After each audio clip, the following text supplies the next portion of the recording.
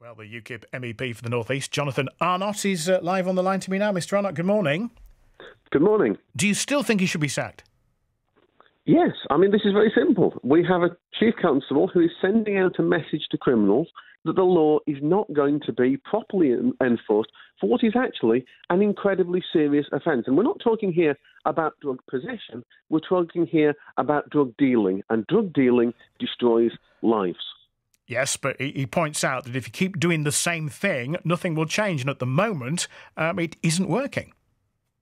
Well, courts already have the power to enforce drug treatment testing orders in the first place. The difference, I suppose, is that when you do something before taking it to court, you end up with other problems. Firstly, you're going to have people who are going to fall foul of guidelines, more serious dealers who are just going to happen to be caught with slightly less on them, who'll end up getting a free pass.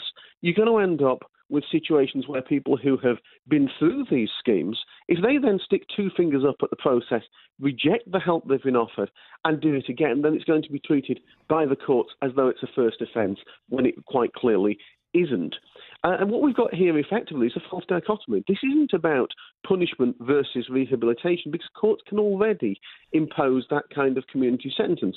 What we've got here is pushing one particular line, and it's pushing a particular line that goes so far against what the law of the land actually says. But surely it's better to offer addicts help rather than hit them with a fine, give them a criminal record, and it's very difficult for them to get out of that spiral.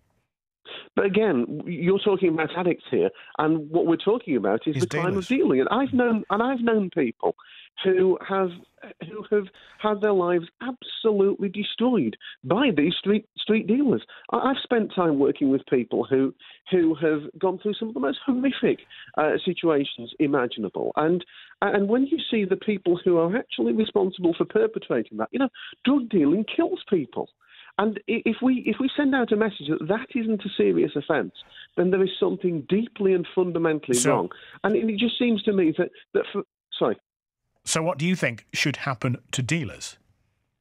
Well, drug dealers should be going to court, and they should be punished by a court for their actions. Now, if you are talking about somebody who has dealt in a very, very small quantity of a lower class of drug, then that is a situation where the court can take a view that is something which is less serious than somebody who's a major drug trafficker importing large amounts of heroin, and the courts can and already do make that distinction because they have the various different categories of offence and the various different categories within the sentencing guidelines for that. Mike that Barton already can be done. Mike Barton says he's going nowhere. So what's your next move?